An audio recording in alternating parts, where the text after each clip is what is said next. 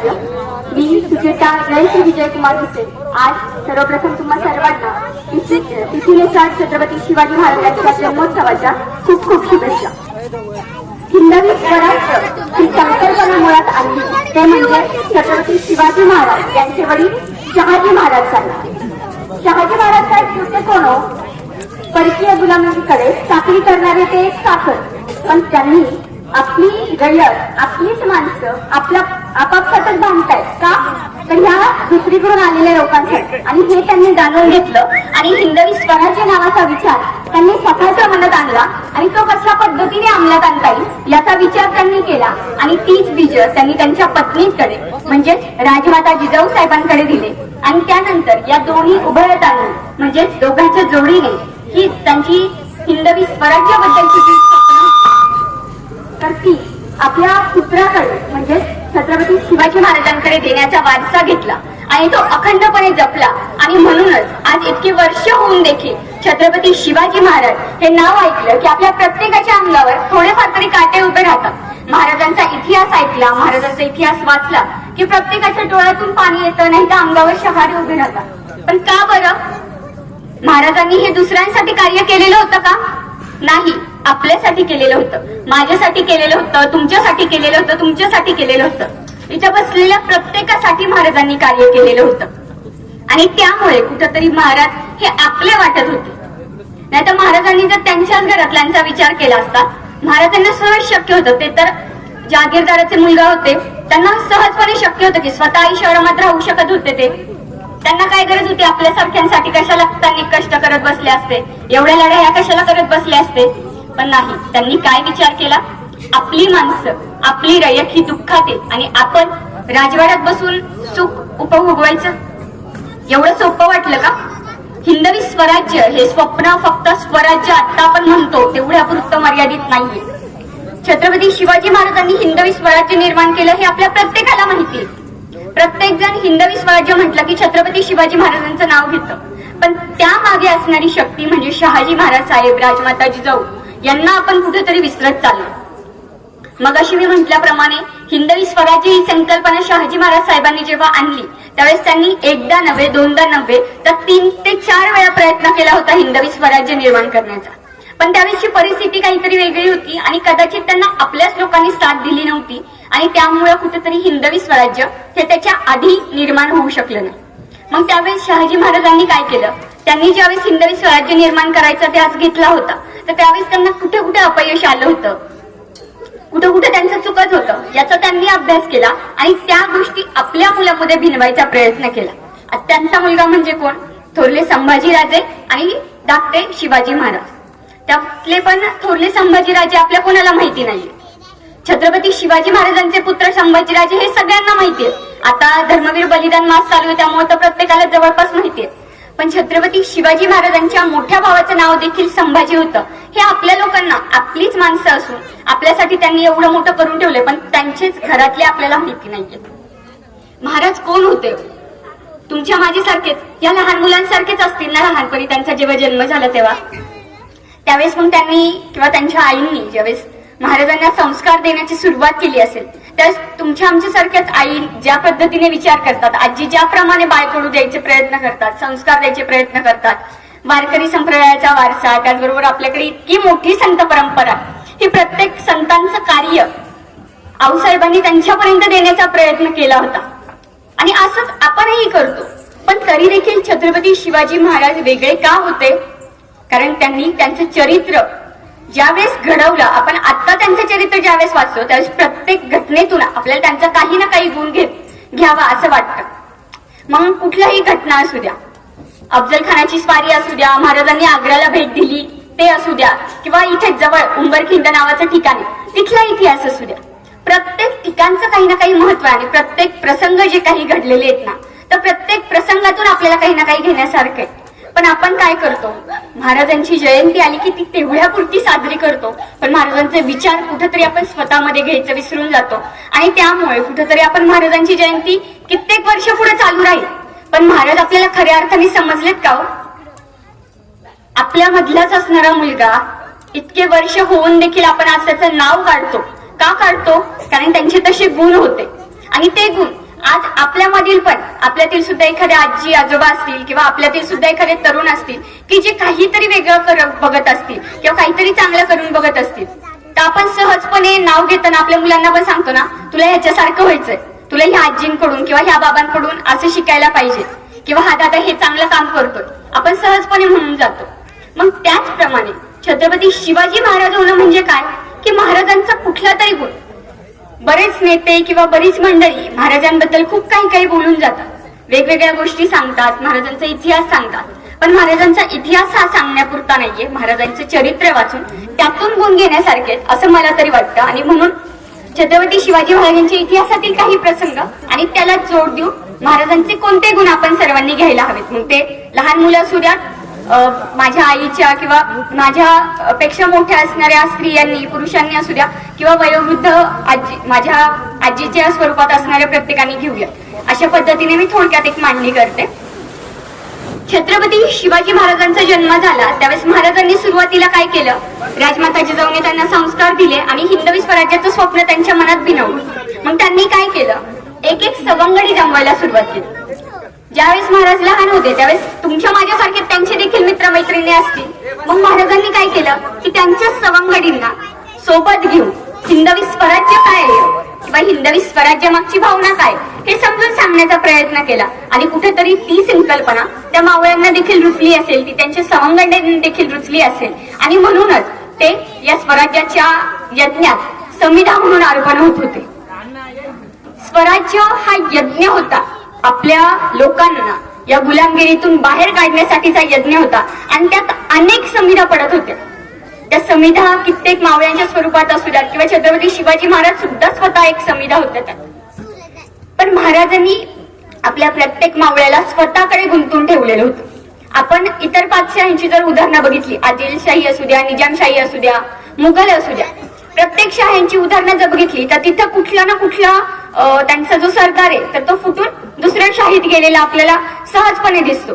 पण महाराजांच्या इतिहासात आपल्याला असं दिसून येतं का, किंवा एखाद दोन घटना आपल्याला दिसतात पण त्या देखील काहीतरी राजकीय खेळी असते. मग त्यामुळं महाराजांनी त्या पद्धतीने मावळ्यांना घडवलेलं होतं. आधी ते स्वतः घडले आणि मग त्यांनी मावळ्यांना घडवलं होतं. मग त्याच पद्धतीने आपण काय करायचं, लहान असतील त्यांनी काय करायचं, आपल्या स्वतःचं अस्तित्व जे तुम्हाला काही बनायचंय, मोठं झाल्यावर डॉक्टर बनणारे, शिक्षक बनणार किंवा इतर काही बनणारे, हे तर प्रत्येक जणच काही ना काही बनतोच. पण त्याचबरोबर आपल्यामध्ये असणारा एखादा गुण की जो बाकीच्यांना सुद्धा चांगला वाटेल किंवा बाकीच्यांनी सुद्धा घ्यायला हवा, असा काहीतरी एखादा गुण आपल्या स्वतःमध्ये घ्यायला हवा. आणि तो आपल्या आसपास असणाऱ्या मित्रमैत्रिणींमध्ये कशा पद्धतीने भिनवता येईल, आपल्या सोबत असणाऱ्या मैत्रिणींसोबत, आपल्या सोबत असणाऱ्या मित्रांमध्ये तो कशा पद्धतीने भिनवता येईल याचा विचार आपण प्रत्येक जणांनी केला तर आपल्याला महाराजांचा कुठेतरी हा एक गुण की मावळ्यांना सोबत घेऊन आपल्या चांगल्या गोष्टी दुसऱ्यांना देणं. आपण सहजपणे म्हणतो की एखाद्या माणसाचा चांगुलपणा घ्यायला वेळ लागतो, पण वाईट गुण जर घ्यायची असेल तर लगेच 5 मिनिटात म्हणलं तरी वाईट सवय लागून जाते. उदाहरणार्थ एखादं व्यसन असू द्या, सिगरेटचं, दारूचं, एकदा सुरुवात केली घ्यायला की माणूस पुढे ते घेतच राहतो. पण त्याचऐवजी चांगली एखादी सवय चालू करा बरं. ORS मेडिकलमध्ये ORS आपण बऱ्याचदा आपल्याला जर पाणी कमी पडलेलं असेल शरीरातलं तर ORS घ्यायला लावतो, किंवा घरात लिंबू पाणी आपण घेतो.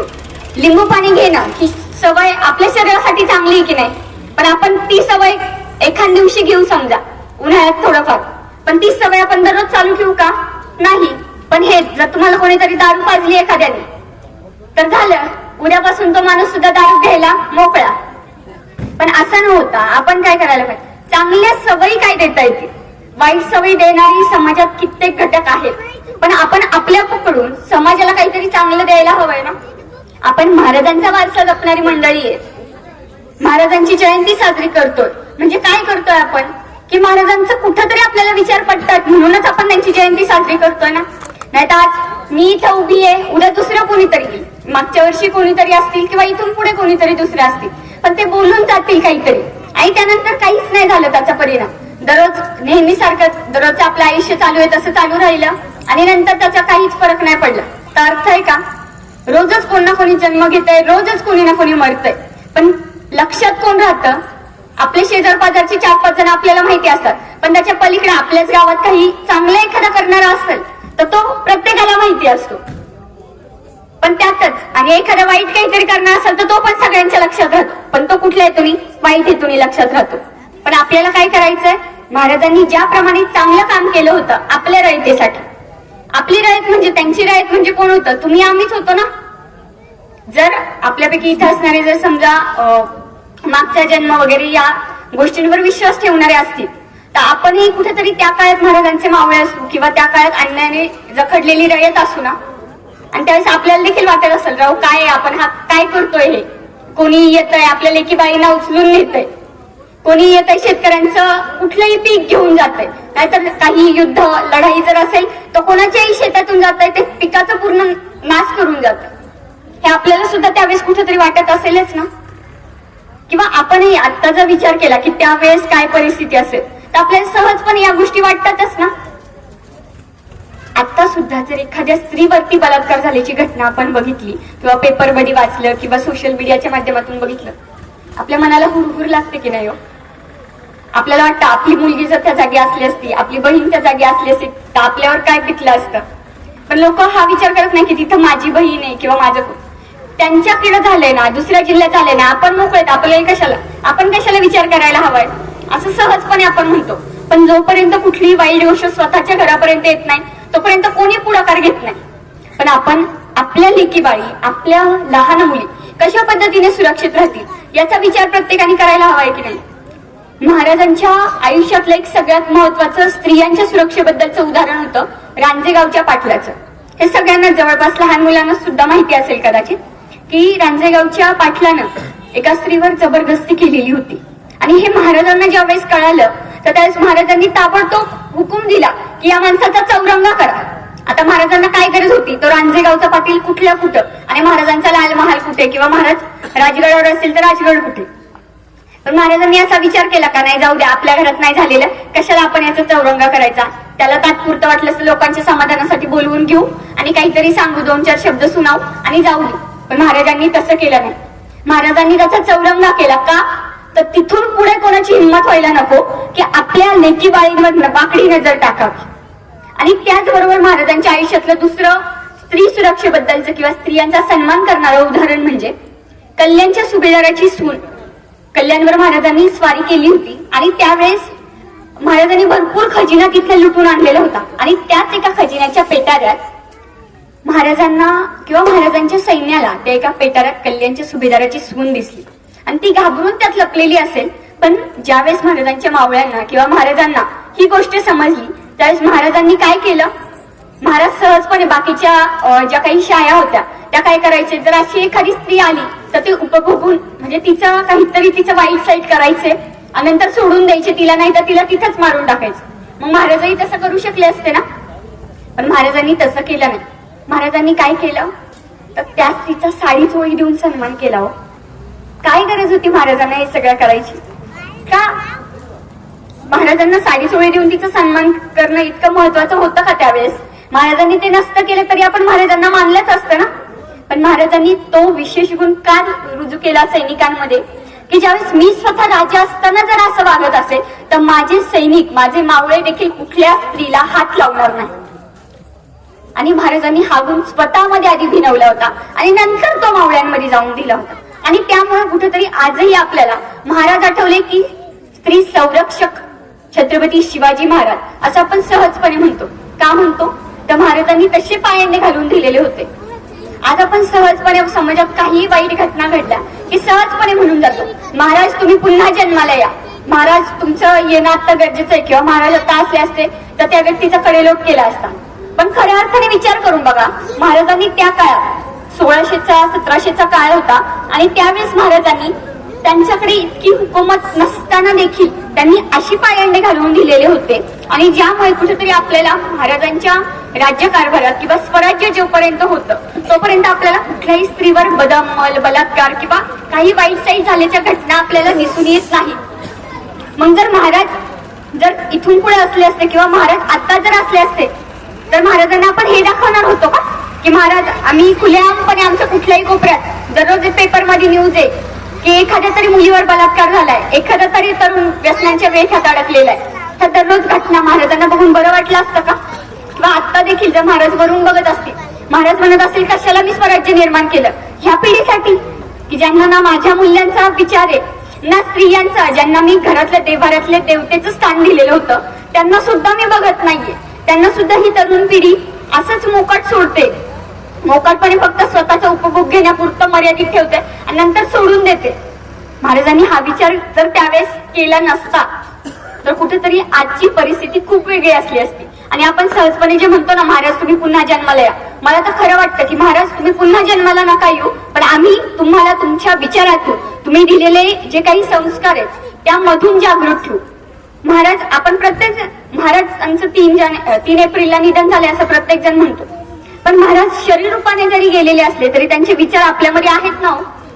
म्हणून तर आज आपण 350 वर्षानंतर सुद्धा त्यांची जयंती साजरी करतोयच ना. मग ती फक्त जयंती साजरी करण्यापुरती का? महाराज तुम्ही पुन्हा जन्माला या म्हणण्यापुरतीच जयंती मोकळी का फक्त? महाराजांनीच येऊन काहीतरी चांगला बदल घडवायचा असं काही ठरवून दिलेलं आहे का? तुम्ही मी सुद्धा काहीतरी बदल घडवू शकते. लहान मुलं सुद्धा आहेत समोर बसलेली, माता भगिनी आहेत, प्रत्येक जण काही ना काही बदल घडवू शकतो. पण ते बदल घडवण्यासाठी स्वतःमध्ये काहीतरी बदल करायला हवा आणि मग तो समाजापर्यंत द्यायला हवा.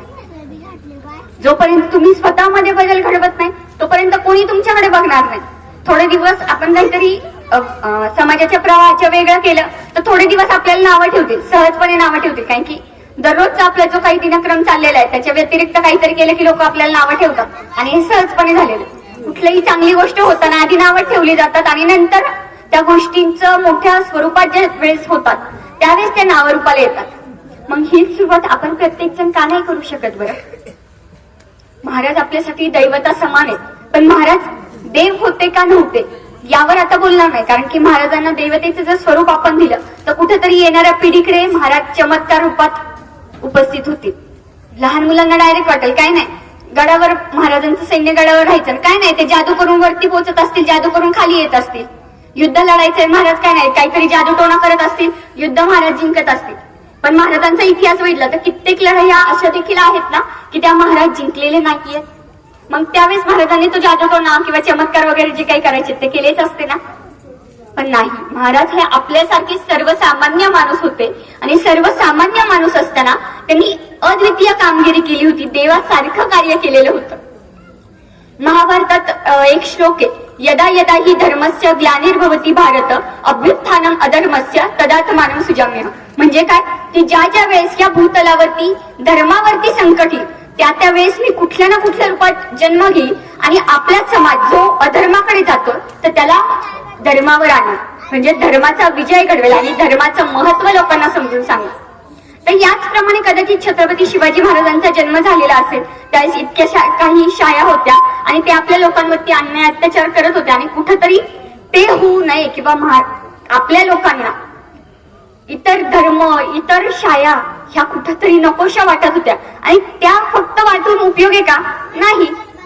आज मला वाटलं की नाही मी इथं बसायचं नाहीये किंवा इथं काहीतरी चुकीचं घडतंय, एखादं भांडण काहीतरी होतंय आणि मी ते सोडवायला गेलो तर कुठेतरी चांगलंय का मी तिथं मजा घेत बसलो, काहीतरी अजून भडका पेटून दिला, काहीतरी एखादा मुद्दा बोलून तिथं आणखीन ती भांडणं लावून दिली तर आपल्याला कोण काय म्हणणार? डायरेक्ट आग लावे म्हणणार की नाही? आपल्याला म्हणणार की नाही? मग तसंच आहे, आपण काहीतरी चांगलं केलं तर लोक आपल्याला चांगलं म्हणणार आहे आणि मग लोक आपल्यातलं काहीतरी गुण घ्यायचा प्रयत्न करतील. नाहीतर तुम्ही जर दररोज बाकीचे जसे करतात तसंच जर प्रत्येक जण करत राहिलं तर काही अर्थ नाहीये. महाराजांची जयंती किंवा कित्येक महापुरुष आहेत आपल्याकडे, प्रत्येक जातीने महापुरुष वाटून घेतलेले, पण हे महापुरुष फक्त जातीत वाटून घेण्यासाठी त्यांची जयंती पुण्यतिथी साजरी करण्यापर्यंत मर्यादित नाहीये आणि ते कुठेतरी आपण प्रत्येकाने बदलायला हवं. आता मी मगाशी उल्लेख केला उंबरखिंडीच्या लढाईचा. उंबरखिंड हे आपल्या जवळचं इथं जवळपास असणारं ठिकाण. इथल्या लढाईचं विशेष काय होतं की महाराजांनी कारतलब खान नावाचं सैन्य, कारतलब खान नावाचा एक मातब्बर सरदार होता आणि तो आपल्या स्वराज्यावरती चाल करून येत होता की जेणेकरून आसपासची गावं तर लुटलीच जातील पण त्याचबरोबर छत्रपती शिवाजी महाराजांना कसं नामशेष करता येईल, महाराजांना कसा धडा शिकवता येईल असा तो विचार करून आलेला होता आणि त्यासाठी त्यांनी इतकं मोठं सैन्य घेऊन आलेला होता तो. आणि त्यात पण त्याला काय वाटलेलं की आपण जर सोप्या मार्गाने गेलो तर मावळे किंवा शिवाजी महाराजांचं सैन्य आपल्याला सहजपणे हरवतील, म्हणून त्यांनी काय घाटवाटांनी तो यायला लागला. का तर त्याला वाटलं की घाटवाटांमधनं आपण जातोय हे कोणाला कळून येणार नाही पण आपले मावळे एवढे विचार न करणारे होते का? महाराजांनी दोन्हीकडे लक्ष ठेवायला माणसं तैनात केलेली होती आणि त्यामुळं त्यांनी ज्यावेळेस घाटमाथ्याकडून यायला सुरुवात केली त्याच वेळेस महाराजांना समजलं की हा मुद्दाम इकडून येतोय आपल्याला चकमा देण्यासाठी. मग महाराजांनी काय केलं, त्यावेळेस ह्याच भागातून ते सैन्य गेलं होतं, लोहगड, विसापूर याच भागातून ती सैन्य कारतलब खानाचं निघालं. पण महाराजांनी काय केलं, त्या गडावरच्या सगळ्यांना आदेश दिला की तुम्ही काहीही हालचाल करू नका, म्हणजे ते सैन्य खालून चाललंय आणि त्यांना असं वाटूनच देऊ नका की हे सैन्य कोणाच तरी दुसऱ्याचं किंवा आपल्या शत्रूचं आपल्यापासून चाललंय असं वाटूनच द्यायचं नाही. तुम्ही तुमचं दररोजचं काही ना काही चालू आहे ते चालून द्यायचं. कारण की कारतलब खानाने ठरवलेलं होतं की हा घाटमाथ आहे तोपर्यंत आपण काहीही हालचाल करायची नाही. कारण त्याला माहिती होतं महाराजांचा गनिमी कावा कसा आहे. महाराज इथं असणारी जी भौगोलिक परिस्थिती म्हणजे उंच डोंगर, सह्याद्रीचे जंगल याचा फायदा घेऊन जिंकणार आहेत महाराज. त्यामुळे इथं आपण काहीही केलं तर आपण तर स्वतः मरूच, त्याबरोबर आपल्यासोबत आलेले एवढं मोठं सैन्य आहे ते सुद्धा तोंडघशी पडेल. म्हणून मग त्यांनी काय केलं, तो सुद्धा शांततेत निघाला आणि महाराजांनी सुद्धा गडावरच्यांना सांगून ठेवलं की तुम्ही सुद्धा हल्ला करायचा नाही. मग महाराजांनी तिथून ते पुढे आले गडांच्या. त्याच्यानंतर उंबरखिंड नावाचं जे ठिकाण आहे ते एकदम सपाट मैदान, तिथं सपाट मैदानासोबतच जंगल सुद्धा. तर महाराजांनी काय केलं, ठराविक मावळे सोबत घेतले आणि त्यानंतर तिथं ते झाडांच्या मार्फत लपून बसले, दबा धरून बसले. आणि ज्या वेळेस त्या कारतलब खानाचं सैन्य आलं त्याच वेळेस त्यांच्यावर जोरात हल्ला चढवला आणि कारतलब खान त्याच्या डोक्यात सुद्धा नसेल एवढं आपण महाराजांच्या हातात असणारा गड सावरून पुढे आलोय आणि तिथं आपल्यावर काही हल्ला झालेला नाहीये, मग इथं कोण आपल्याला काय करणार असं त्यांनी सहज विचार केला. पण त्याचा तो विचार सबसेल फेल ठरला होता आणि महाराजांनी हल्ला चढवला. त्याला पलटाबळी थोडी केली होती महाराजांनी, म्हणजे त्याची इतकी प्रमाणाच्या बाहेर फजिती झालेली होती की ती आजपर्यंतच्या इतिहासात कोणाचीच इतकी फजिती झालेली नव्हती. आणि ती फजिती झाल्यानंतर कारतलब खान नंतर शरण आला महाराजांना की त्याला वाटलं निदान बरंचसं सैन्य तर मारलं गेलेलंच होतं, निदान उरलं सुरलं सैन्य आहे ते तरी आपण वाचवायचा प्रयत्न करू. म्हणून मग कारतलब खान महाराजांना शरण गेलं. आता महाराजांचा नियमच होता कोणी शरण आलं तर त्याला मरण तर द्यायचं नाहीये, त्याला माफ करून मागे सोडून द्यायचं. पण महाराजांनी काय डोकं चालवलं तिथं की महाराजांनी त्याच्याकडून वसुलीच इतकी जबर करून घेतली की त्या वेळेस शाहिस्ते खानाचं सैन्य आपल्या पुण्यात तळ ठोकून बसलेलं होतं लाल महालात. तर त्यावेळेस त्यांनी जी काही नुकसान केलेलं होतं आपल्या स्वराज्याचं ते सगळं भरून त्याच्या दुप्पट टिपटीने त्याच्यावर कर लागले आणि तेवढी रक्कम तू आधी वसूल कर आणि मग आम्ही तुला सोडतो किंवा तुझ्या सैन्याला सोडतो. मग ही योजना महाराजांच्या डोक्यात का आली असेल बरं? महाराज सहजपणे त्याला तिथंच हरवून सुद्धा रिटर्न आले असते, पण महाराजांना शाहिस्ते खानापर्यंत हा निरोप जाऊन द्यायचा होता की महाराज घाबरलेले नाहीत. तू जरी त्यांच्याच घरात त्यांच्याच लाल महालात दबा धरून बसलेला असशील, त्यांच्याच लाल महालात स्वतःची हुकूमत जरी गाजवत असलेला असशील ना तरी पण आम्ही घाबरत नाही, आम्ही आमचं राज्य व्यवस्थित चालवू शकतो. आणि हा निरोप महाराजांनी जर तिथंच उंबरखिंडीत प्रत्येकालाच मागलं असतं तर शाहिस्ते खानापर्यंत निरोप गेला असता की काहीतरी झाल्यानंतर कारतलब खान आणि त्याच्यासोबत असणारं सैन्य गेलंय. पण हे जेव्हा कारतलब खान स्वतः शाहिस्ते खानाच्या दरबारात जाऊन सांगेल त्यावेळेस शाहिस्ते खान सुद्धा हताश झालेला असणार आणि त्याला सुद्धा प्रश्न पडेल की कारतलब खानासारखा इतका मोठा युद्ध आपल्या सोबत होता आणि त्यांनी एवढं मोठं सैन्य नेलेलं होतं पण तरी देखील त्याची हार झाली. हा विचार करून शाहिस्ते खान कुठंतरी थोडासा शांत होईल आणि त्याच वेळेस आपण प्रयत्न करून शाहिस्ते खानावरती छापा टाकून शाहिस्ते खानाला इथून एक तर मारून टाकायचा नाही तर परत पाठवून द्यायचं. आणि त्याचप्रमाणे केलंच ना महाराजांनी. शाहिस्ते खानाची फजिती आपल्या प्रत्येकाला माहितीये. महाराजांनी अचानकपणे लाल महालावर हल्ला केला आणि शाहिस्ते खानाला इतकं पळवलं की शेवटी तो इतका घाबरला. 3 वर्ष पुण्यात तळ ठोकून होता शाहिस्ते खान. किती? 3 वर्ष. पण महाराज आल्यानंतर 3 बोटं स्वतःची कापून मग गेला तो. 3 वर्ष तो एवढा वेळ कार्यकाळ होता पण त्यांनी शांततेत नव्हता बसलेला. तो आसपासच्या प्रदेशात काही ना काही धुमाकूळ घालत होता, तिथल्या आया बहिणींना ओरबाडून आणत होता, पिकांची नासाडी करत होता, शेतकऱ्यांकडून जबरदस्ती सारा गोळा करत होता. मग ही सगळी वसुली महाराजांना तर करायचीच होती. ती महाराजांनी कुठं केली? उंबरखिंडीच्या लढाई. आणि त्यानंतर शाहिस्ते खानाला आपल्या इथून तर घेऊन जायचे, आपल्या इथं त्याला ठेवायचं नाही काय की आपल्यालाही त्याला त्रास होतोय. मग महाराजांनी काय केलं? अचानकपणे हल्ला चढवला त्याच्यावर आणि त्याला पळून लावलं. पण पलटा महाराजांचा तर विचार होता त्याला मारायचाच, पण तो थोडक्यात अंधाराचा फायदा घेऊन किंवा कुठल्याही कारणामुळे तो वाचला. आणि मग नंतर पण काय झालं, त्याची 3 बोटं छाटली गेली. त्यामुळे तो इतका घाबरला की परत तो काही स्वराज्यात आलाच नाही. तो कुठेतरी दुसरीकडेच कोपऱ्यात जाऊन लपून बसला. इतकी उदाहरणं आहेत महाराजांची आपल्या आयुष्यात. म्हणजे महाराजांचं जे चरित्र वाचलं, महाराजांचा प्रत्येक इतिहास जर वाचायला घेतला, प्रत्येक घटना, प्रत्येक प्रसंगात काही ना काही घेण्यासारखे. आता हेच जर उंबरखिंडीचं आणि शाहिस्तेखानाचं जर उदाहरण घेतलं तर शक्तीपेक्षा युक्ती किती श्रेष्ठ आहे हे आपल्याला दिसून येतं. म्हणजे महाराजांच्या बऱ्याचशा ज्या काही घटना आहेत यात हा पॉइंट सगळ्यात महत्वाचा आहे की शक्तीपेक्षा युक्ती श्रेष्ठ. म्हणजे आपल्याकडं मुठभर जरी असले तरी पण ते हजारोंना, लाखोंना मात देणारे. मग महाराजांनी त्या प्रत्येक मावळ्यांना तसं घडवलेलं होतं. मग आपण काय करायचंय, आपल्या समोरची, आपल्या सोबतची किंवा आपल्यापेक्षा लहान असणारी जी पिढी आहे तिला त्या पद्धतीने घडवायचंय की ज्यावेळेस त्यांच्यावर कुठलाही, आता तो काळ आणि आत्ताचा काळ यात फरक आहे. त्यावेळेस इतक्या साऱ्या शाळा होत्या, आता शाळा नाहीये. पण आपल्या पोरांवरती किंवा आपल्या येणाऱ्या पिढीकडे असणारी संकट ही त्यावेळेस ज्या पद्धतीने काही ना काही संकट होती तशीच, फक्त तीच संकट वेगळ्या स्वरूपात येत असतात. स्त्रियांवरती बलात्कार त्यावेळेसही होत होते, आताही होत आहेत. त्यावेळेसही इतर शाळेची जी काही मातब्बर मंडळी होती ती भ्रष्टाचार करत होती. लोकांकडून पैसे घ्यायची किंवा शेतकऱ्यांना जबरदस्ती काही ना काही कर लादायचे आणि तो कर देता येऊ नये म्हणून त्यांच्याकडून काही ना काही जमीन व्याजाने घ्यायचे. म्हणजे थोडक्यात आपल्या घरावर हे ठेवायचं, कर्ज ठेवायचं आणि त्यांना रक्कम द्यायची आणि नंतर काय करायचं, कर्जाचं व्याज इतकं द्यायचं की तो माणूस फेडूच शकणार नाही. म्हणजे काय, त्याचं घर तर आपल्या खिशात आलं. मग हा भ्रष्टाचार त्यावेळेस होत होता ना. आताही काय होतंय, आताही कित्येक ऑफिसांमध्ये, आपण सरकारी ऑफिसमध्ये भ्रष्टाचार होतोय सर्रासपणे म्हणतो.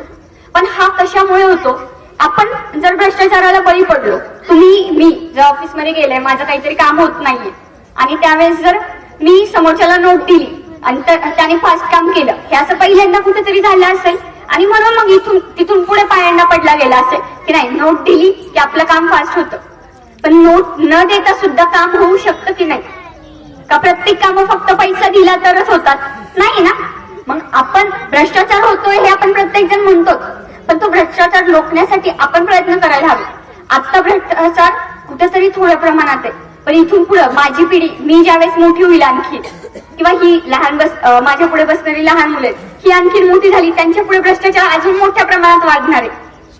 मग त्यांनी असंच करायचं, कुठून तरी लोन घ्यायचं, तर सरकारी ऑफिस किंवा जे कोणी कर्मचारी असतील त्यांना पैसे द्यायचे मगच आपली कामं करून घ्यायची. नाही, आपण तो बदल घडवून आणू ना. आपण प्रत्येक जणांनी ठरवूया की नाही, मी भ्रष्टाचार होऊ देणार नाही, मी स्वतः भ्रष्टाचार करणार नाही आणि दुसऱ्यालाही करून देणार नाही. मग कशाला, भ्रष्टाचार रोखण्यासाठी जर आपण स्वतः प्रयत्न केले तर का बरं भ्रष्टाचार होईल? कुठेतरी सुरुवात व्हायला हवी. महाराजांनी ज्यावेळेस हिंदवी स्वराज्य स्थापायला सुरुवात केलेली होती त्यावेळेस त्यांनी रायरेश्वरावर शपथ घेतली होती, त्यांनी स्वतः सुरुवात केली होती आणि म्हणून कुठेतरी स्वराज्य निर्माण झालं होतं ना. तर मग असंच प्रत्येक गोष्टीत कोणीतरी सुरुवात करायलाच हवी ना, त्यावेळेसच बदल होणार आहे. कोणीतरी दुसरंच येऊन म्हणाल नाही, मी आज समजा आता मी ह्या गावातली नाही, मी आले लांबून आणि मी म्हटलं नाही ह्या गावात मला असा बदल करायचा आहे, तुम्ही लगेच मला साथ देताल? नाही, कारण की मी तुमच्यासाठी अनोळखी आहे, तुम्ही माझ्यासाठी अनोळखी आहे. तुम्ही माझ्या कुठल्याही गोष्टीला लगेचपणे सहमत व्हाल का? मी म्हंटल तुम्हाला नाही, मला लाखो रुपये द्या आणून, मी तुमच्या गावाचा विकास करून देते, तुम्ही देताल मला सहज लाखो रुपये आणून? देताल का? मला तुमचा आवाजच येत नाहीये. कंटाळलेत का सगळे नाचून नाचून? तुम्ही रिस्पॉन्स जसं देताल मग त्यावेळेस त्यानुसार मी पण बोलेल ना. थोडस तुम्ही सुद्धा मला प्रतिसाद द्या, मी सुद्धा तुम्हाला माझं व्याख्यान चालू ठेव. आता जर मगाशी म्हटल्याप्रमाणे तुम्ही मला पैसे द्या मी म्हंटल तर तुम्ही देणार आहेत का? नाही. मग त्याच पद्धतीने दुसरं कोणीतरी येऊन बदल घडवेल हा विचार का करायचा आपण? तुम्ही स्वतः प्रत्येक जणांनी काही ना काही बदल घडवायचा प्रयत्न केला तर का नाही आपला समाज सुधारू शकत? प्रत्येक जण म्हणते की समाज बिघडत चाललेला आहे, समाज बिघडत चाललेला आहे, तरुण व्यसनात अडकलेला आहे किंवा काही ना काही, प्रत्येक ठिकाणी काही ना काही गोष्टी आहेत. पण त्या बदलण्यासाठी प्रयत्न कोणी करायला पाहिजे? मी दुसऱ्या गावातलं कोणीतरी येऊन पाठवणार आणि मग त्यांनी बदल करायला पाहिजे का? तुमच्या गावातला बदल तुम्हीच करायला पाहिजे? तुम्हीच करायला पाहिजे ना. त्याचप्रमाणे जर प्रत्येक गावातल्यांनी विचार करून चांगल्या गोष्टी हाताशी धरल्या आणि बदल घडवायला सुरुवात केला तर जे डॉक्टर APJ अब्दुल कलामांचं स्वप्न होतं की भारत महासत्ता बनेल, हे महासत्ता बनेल, त्यांनी 2020 साली महासत्ता बनेल असं सांगितलेलं होतं. पण आज 2026 आहे तरी महासत्ता बनलोय आपण नाही. मग ते होण्यासाठी काय, आपण प्रत्येक गावातल्या प्रत्येक माणसाने, गावातलंच नाही शहर असू द्या कुठेही असू द्या, वाडी वस्ती प्रत्येक जणाचं यात योगदान असायला हवं. प्रत्येकाने जर काही ना काही बदल घडवायला सुरुवात केली तर प्रत्येक जणाचं योगदान आपल्या समाजात दिसेल. आणि ज्याप्रमाणे महाराजांनी स्वराज्य घडवताना स्वतःमध्ये बदल घडवले, स्वतःच्या मावळ्यांमध्ये बदल घडवले आणि तिथून पुढे हिंदवी स्वराज्य निर्माण झालं ना. काही हिंदवी स्वराज्य असंच म्हटले महाराज हिंदवी स्वराज्य मला निर्माण करायचंय आणि झालं 5 मिनिटात तयार, असं होतं का? नाही. पण तेच आपल्याला काय करायचंय, आपल्या स्वतःमध्ये बदल घडवायचा आहे. त्यांचा आपला बदल जो आपण स्वतःमध्ये केलाय तो जर चांगला वाटत असेल तर तो इतरांपर्यंत द्यायचा आणि इतरांना सुद्धा जो काही त्यांच्यामध्ये बदल करावा वाटतोय की जो आपल्या गावासाठी किंवा आपल्या लोकांसाठी काहीतरी फायदेशीर आहे तर तो उपाय काहीतरी सगळ्यांनी मिळून करूया. म्हणजे असं एक गाव सुधारलं तर तुमच्या शेजारचं गाव तुमचं बघून सुधारणार, ते दोन्ही गाव सुधारले की त्यांच्या शेजारची गावं सुधारणार. असं करत करत आपण सगळेजण सुधारले जाऊ आणि कुठेतरी आपण जे म्हणतोय की मागासलेला आपला समाज राहिलाय किंवा कित्येक ठिकाणी जातीवरनं सुद्धा बोललं जातं की ही जात लय मागासलेली आहे वगैरे, पण जोपर्यंत आपण स्वतः आपली जात किंवा आपली माणसं मागासवर्गीय हे आपण म्हणतोय. आता मी जर म्हंटल की नाही मी खालच्या जातीची किंवा मला समाजात काही स्थान नाहीये आणि फक्त मी म्हणत राहिले तर मी वरच्या पोस्ट पर्यंत जाऊ शकणार आहे का? आता इथं बसलेले लहान मुले हे म्हटले की नाही मला PSI बनायचंय, पण फक्त बोललं आणि होणार आहे का? त्यासाठी अभ्यास कोणाला करायचा आहे? त्यांना. परीक्षा कोणाला द्यायची आहे? त्यांना. का मी परीक्षा दिल्याने ती PSI होणार आहे? नाही ना. मग त्याच पद्धतीने बदल हा आपण प्रत्येक जणांनी करायचा आहे आणि ज्यावेळेस आपण प्रत्येक जण बदल करू ना त्यावेळेस हिंदवी स्वराज्य हे नव्या रूपाने अंमलात. महाराजांचं जे काही स्वप्न होतं हिंदवी स्वराज्य निर्माण करण्याचं ते फक्त महाराजांनी त्यावेळेस पुरतं नव्हतं ठेवलेलं. महाराजांना कुठंतरी माहिती होतं की मी दिलेली मार्गदर्शक जी काही तत्व आहे किंवा मी जे काही समाजात पेरतोय याचं कुठंतरी बीज मोठ्या प्रमाणात होईल, याचं पीक खूप मोठं येईल आणि ते कुठंतरी समाज सुधारण्यासाठी फायदेशीर ठरेल असं महाराजांना वाटत होतं आणि म्हणून महाराजांनी हे सगळं केलेलं होतं. मग आपण प्रत्येकाने का नाही करूया? ज्याप्रमाणे वारकरी संप्रदायात वारी जर निघाली तर आपण एकामागे एक प्रत्येक गावची दिंडी निघतेच ना. तुमच्या गावाची निघत असेल, माझ्या गावातली निघत असेल, प्रत्येक दिंडी निघते. मग त्याचप्रमाणे काहीतरी बदलाची दिंडी सुद्धा अशी प्रत्येक गावातून निघू द्या ना. आपण वारीमध्ये जर आपण बघितलं तर लहान थोर कोणी बघतो का? आपण रिंगण झाल्यानंतर प्रत्येक जण एक शेजारी जे कोणी असतील, लहान मुलगी जरी असेल, मी जरी असेल तरी मी आजीच्या वयाच्या माझ्या असतील त्यांच्या पाया पडणार आणि त्या देखील माझ्या पाया पडणार. त्याचप्रमाणे वारीमध्ये फुगडी जर एखादं खेळलं मग कोणाचीही जोडी असू द्या लहान मोठ्याची प्रत्येक जण एकमेकांच्या पाया पडतच ना. का? तर तिथं आपण विचार धरतो की प्रत्येक जण समान आहे आणि महाराजांनी देखील तोच मार्ग अवलंबला होता. म्हणूनच तुकाराम महाराजांनी छत्रपती शिवाजी महाराजांना छत्रपती ही उपमा दिलेली होती. शिव तुझे नाव ठेविले पवित्र, छत्रपती सूर्य विश्वासाचे. हे का महाराजांनी म्हटलं होतं? तुकाराम महाराज छत्रपतींना शिवाजी महाराजांचा जोपर्यंत कार्यकाळ होता तोपर्यंत शेवटपर्यंत तुकाराम महाराज नव्हते, पण तरी देखील तुकाराम महाराजांनी सुरुवातीलाच महाराजांना छत्रपती ही उपाधी दिलेली होती. का दिली होती? आणि त्यांना कुठंतरी माहिती होतं की हा माणूस काहीतरी बदल घडवणार आहे. म्हणजे आपली संत मंडळी जी आहेत त्यांनी त्यांच्या लिखाणात त्यांच्या वागण्या बोलण्यातून तर समाजात बदल घडवण्याचा प्रयत्न केलेला असेल, पण त्याचप्रमाणे छत्रपती शिवाजी महाराज किंवा महात्मा फुले असतील, डॉक्टर बाबासाहेब आंबेडकर असतील, रमाबाई रानडे असतील, असे प्रत्येक महापुरुष आहेत आपल्याकडे.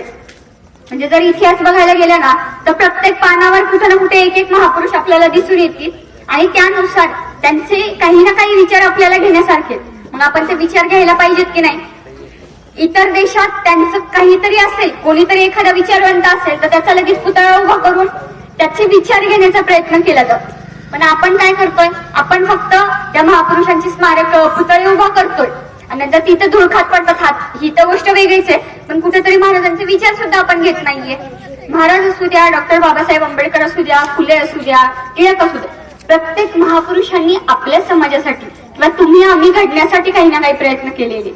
मग ते घडण्यासाठीचे त्यांचे प्रयत्न कुठेतरी आज आपण त्यांचे जर विचार प्रत्येकाच्या मनामनात रुजवले तर त्यांना सुद्धा बरं वाटेल ना. नाहीतर काय, आज मी तुमच्या समोर उभी राहिली, उद्या दुसरं कोणीतरी ते काहीतरी बोलेल आणि जाईल. काय अर्थ आहे का या गोष्टीला? नाही. छत्रपती शिवाजी महाराजांचं ज्यावेळेस निधन झालं त्यावेळेस सुद्धा औरंगजेब सुद्धा रडलेला होता. का? कारण जरी शत्रू होते पण त्याला शत्रू माणुसकी धरणारा भेटला होता. औरंगजेब माणुसकीला काळीमा फासणारा होता, पण छत्रपती शिवाजी महाराजांनी माणुसकी जपली होती. मग हीच माणुसकी कुठेतरी आपण सुद्धा आपल्या आपल्यात पेरायला हवी की नाही? आपल्या इथे जर एखाद्याचा ऍक्सिडेंट झालेला असेल तर तिथल्या तिथं गप्पा मारत बसायचे, इन्स्टा फेसबुक किंवा फोटो काढत बसायचे आणि ते व्हायरल करायचे. एवढ्या पुरतं मर्यादित का होते अपघात झालेल्याचा? पण त्याच ऐवजी जर तिथं अपघात झालाय, एखाद्याचा ऍक्सिडेंट झालाय आणि त्याला जर उचलून तुम्ही हॉस्पिटलमध्ये नेलं तर त्या बिचाराचा जीव वाचेल ना. पण हा विचार करतो का आपण? नाही. आपण काय करतो? नाही, सोशल मीडियावर टाकलं म्हणजे झालं. सोशल मीडियावर एखादा ऍक्सिडेंट झालाय, सोशल मीडियावर हे झालंय, कुठल्या तरी सरकारने नियम जाहीर केलाय, काहीतरी धोरण ठरवलंय, ते स्टेटसला स्टोरीला टाकण्यापुरतच नाहीये. ते कशा पद्धतीने आपल्यामध्ये आणता येईल हा विचार आपण प्रत्येकाने करायला हवाय. आणि त्यावेळेस कुठेतरी हिंदवी स्वराज्य, स्वराज्य म्हणजे काय? स्वतःचं राज्य, आपलं राज्य. म्हणजे हे माझं सुद्धा राज्य आहे, तुमचं सुद्धा राज्य आहे. मग ते राज्य उभं राहण्यासाठी दुसरं कोणीतरी काहीतरी करायची वाट बघायची का? नाही. आपले स्वराज्य कशा पद्धतीने मोठं होता येईल हा विचार तुम्हाला मलाच करायचा आहे ना. तुम्ही मी ज्यावेळेस विचार करू, काहीतरी वेगळं वळण द्यायचा प्रयत्न करू आणि त्यावेळेसच कुठेतरी हिंदवी स्वराज्य आपलं घडायला लागेल. आणि महाराज सुद्धा जर वरून बघत असतील ना, त्यांना तर सुद्धा कुठेतरी बरं वाटेल की नाही राव, मी त्यावेळेस हिंदवी स्वराज्य निर्माण केलं होतं, मी त्यावेळेस घरादाराकडे सुद्धा लक्ष दिलं नाही. माझ्या पोराची आई वारली पण तरी देखील मी पोराकडे लक्ष दिलं नाही. पोराला सांभाळायला माझ्या जरी बाकीच्या पत्नी होत्या, आऊसाहेब होत्या, पण तरी देखील कुठल्याही पोराला आई वडिलांचं प्रेम मिळणं किती महत्वाचं असतं हे आपल्या प्रत्येकाला माहिती आहे ना. मग त्यावेळेस संभाजी महाराजांच्या ज्यावेळेस आई म्हणजे सईबाई राणी साहेबांचं निधन होतं, त्यावेळेस संभाजी महाराजांचं वय किती होतं? अवघं 2-2.5 वर्ष. मग त्यावेळेस त्यांना वडिलांची जास्त गरज होती की नव्हती? पण महाराजांनी विचार केला का तो? महाराजांनी आपल्यासाठी स्वतःच्या पोटच्या गोळ्याला सुद्धा या स्वराज्याच्या यज्ञात अर्पण केलेलं होतं. आणि म्हणून कुठेतरी आज आपण छत्रपती संभाजी महाराजांचं बलिदान मास पाळतो. छत्रपती संभाजी महाराजांनी सुद्धा स्वराज्यासाठी हालापेष्ट इतक्या सोसल्या, 40 दिवस नरक यातना सहन केल्या. आणि त्या का? कोणासाठी? ते सहजपणे स्वराज्याचा खजिना कुठे किंवा धर्म बदलू शकत होते ना. त्यांना काय गरज होती इतके दिवस हालापेष्ट सहन करायची? त्यांचे डोळे काढले गेले, जीभ छाटली गेली, अंगाचं कातडं सोलण्यात आलं, त्यांच्या प्रत्येक अवयवाचे तुकडे करण्यात आले होते. काय गरज होती हो त्यांना एवढं सहन करायची? त्यांच्या जागी आज आपण कित्येक जण आपल्या गावातले सुद्धा बलिदान मास पाळत असतील. साधी पायात चप्पल नाही घातली, उन्हाचा चटका लागला तरी आपण आई ग म्हणतो. महाराजांना किती त्रास झाला असेल हो. महाराजांनी हे सगळं कशासाठी केलं? आपल्यासाठी केलंय ना, का दुसऱ्या कोणासाठी तरी केलंय? दुसऱ्या देशातल्या लोकांसाठी तर नाही ना केलेलं, आपल्या लोकांसाठी केलेलं आहे. मग त्या बलिदानाची महाराजांनी जे काही केलंय त्याची कुठंतरी आपण प्रत्येकाने जाणीव ठेवायला हवी ना. महाराजांचे विचार मी प्रत्येक वेळेस जवळपास माझं व्याख्यान किंवा माझं बोलणं चालू झाल्यापासून कित्येकदा विचार हा शब्द बोलते. कदाचित काही ना वाटेल काही सारखं विचार विचार बोलतीये, पण महाराजांचा इतिहास हा प्रत्येक जण कुठून ना कुठून वाचेल. महाराजांचं चरित्र प्रत्येक पुस्तकात आपल्याला अभ्यासायला मिळेल. पण ज्यावेळेस ते चरित्र अभ्यासून आपण स्वतःमध्ये बदल घडवू, आपल्या लोकांमध्ये बदल घडवू, त्यावेळेस कुठेतरी त्या गोष्टीला किंमत आहे ना. नाहीतर आज कित्येक वाचक लोक आहेत की जे दररोज वाचनालयातून 5-6 पुस्तकं घेऊन येतात. कित्येक जण असे आहेत की जे 5-5, 10-10 पुस्तकं एका दिवसात संपवणार आहेत. पण ती पुस्तकं फक्त वाचून उपयोग आहे का? नाही. जर फक्त वाचत बसलो आपण, आपल्या घरात सुद्धा आता कित्येक धर्मग्रंथ असतात, आपण त्याचं पारायण वगैरे करतोच ना प्रत्येक जण.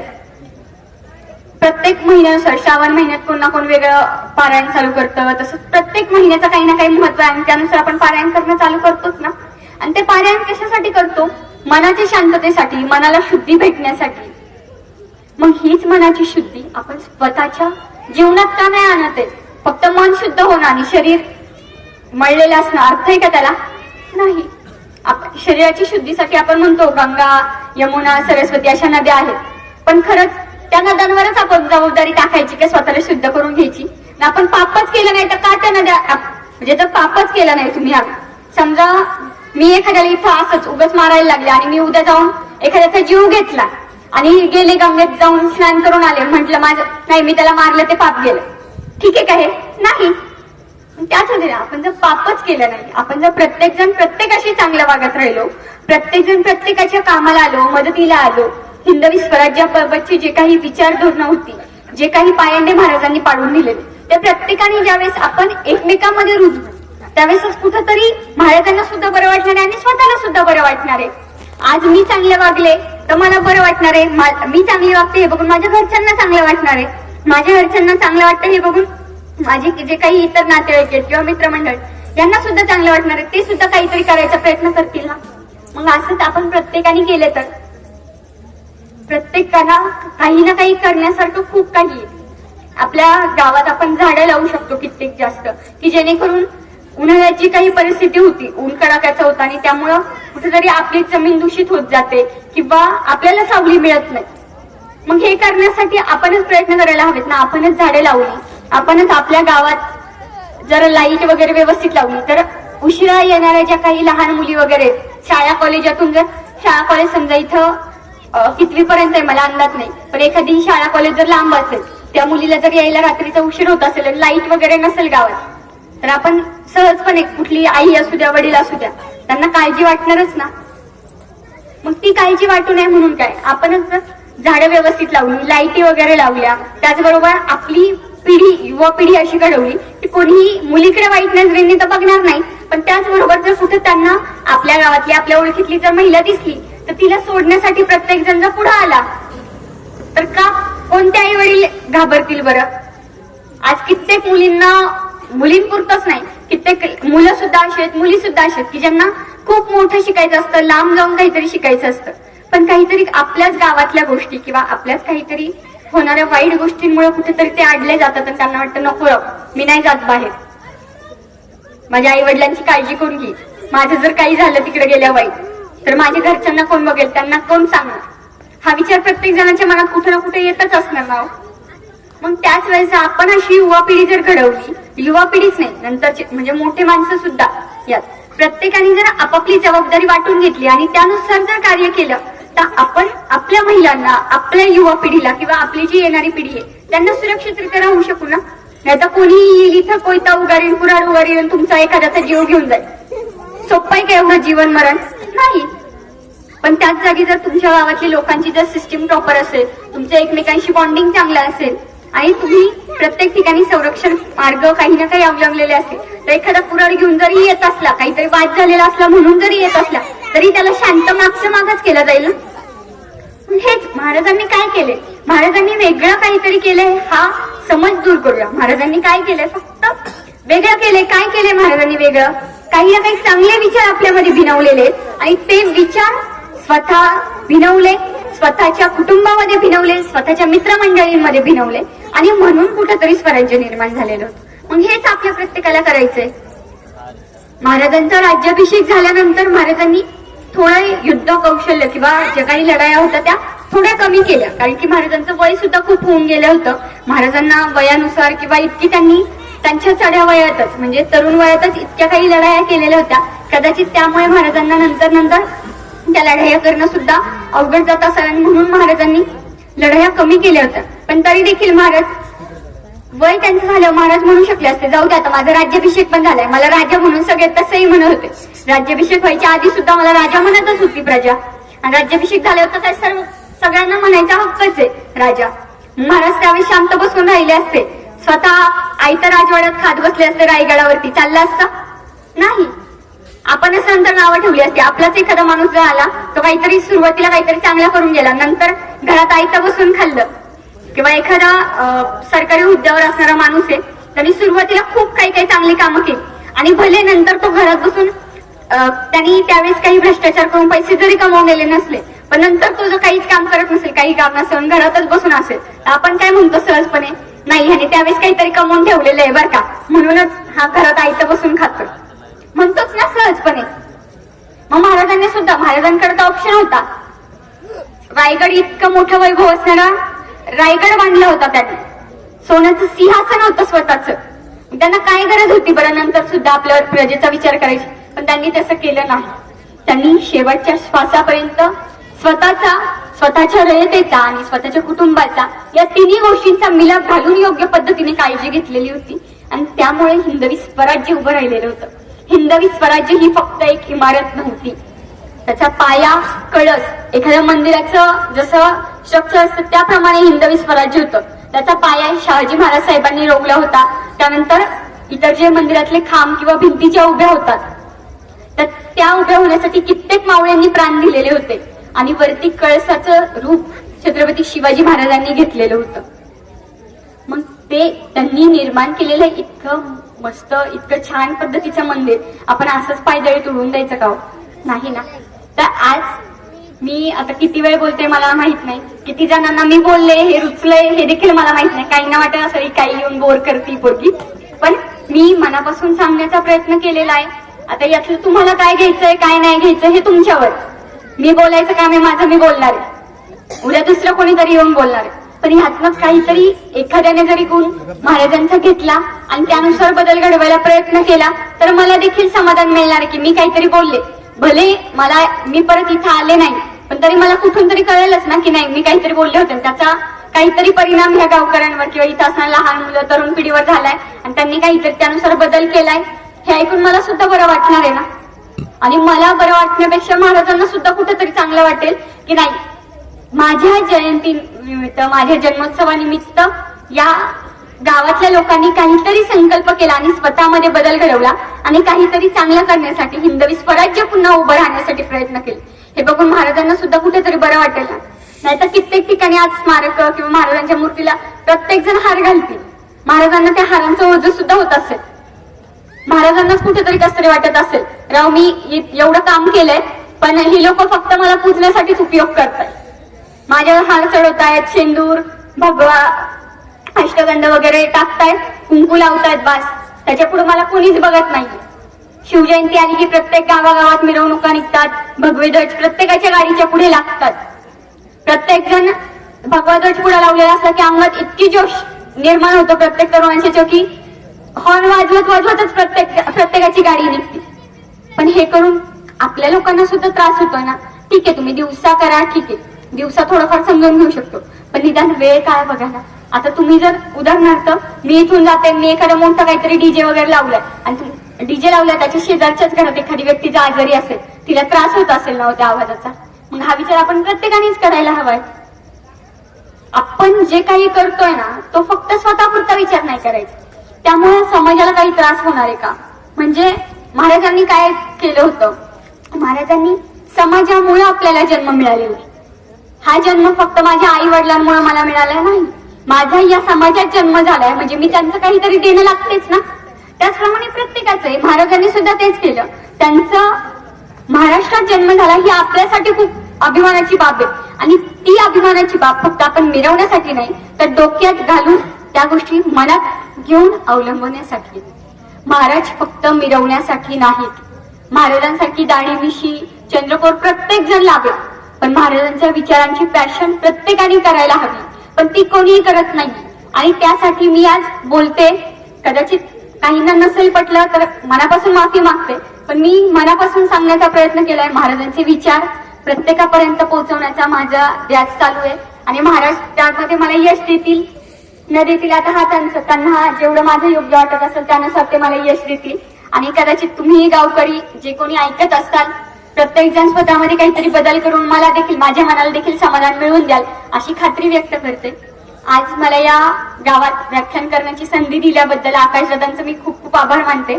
खरं तर इतिहासाचं वैभव असणारा तिकोनागड आणि त्या दुर्गाच्या पायथ्याशी असणाऱ्या गावात मला व्याख्यानाची संधी मिळते ही माझ्यासाठी सुद्धा खूप मोठी बाब आहे. आणि कुठेतरी त्यांच्यामुळेच माझा आजपर्यंत तिकोना कधी झालेला नव्हता. तो सुद्धा तिकोना सकाळी आम्ही लवकर आलो त्यामुळे तिकोना सुद्धा दर्शन झालं.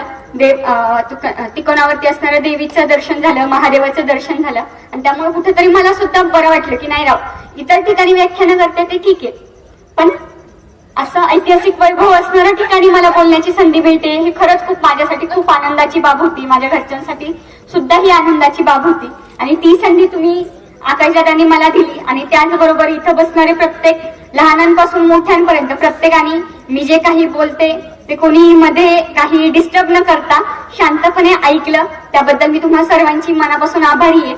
असंच प्रत्येक जणांनी हिंदवी स्वराज्यासाठी कामी येऊया महाराजांचं स्वप्न जे होतं ते प्रत्येक जण पूर्ण करण्याचा प्रयत्न करूया. एवढंच बोलते. छत्रपती शिवाजी महाराज की. आवाजच नाही येते, थोडा आवाज येऊ द्या. भूक लागली का सगळ्यांना? घोषणा द्या माझ्यासोबत. द्याल ना? छत्रपती शिवाजी महाराज की. छत्रपती शिवाजी महाराज की. छत्रपती शिवाजी महाराज की. स्वराज्य संकल्पक शहाजी महाराज की. राजमाता जिजाऊ की. छत्रपती शिवाजी महाराज की. धर्मवीर छत्रपती संभाजी महाराज की. हिंदू धर्म की. हिंदू राष्ट्र की. जय श्रीराम. जय जय श्रीराम. जय श्रीराम. हर हर महादेव. हर हर रामकृष्ण हरी. सर्वांनी मला बोलण्याची संधी दिली आणि शांतपणे ऐकून घेतलं याबद्दल सर्वांचा आभार. धन्यवाद.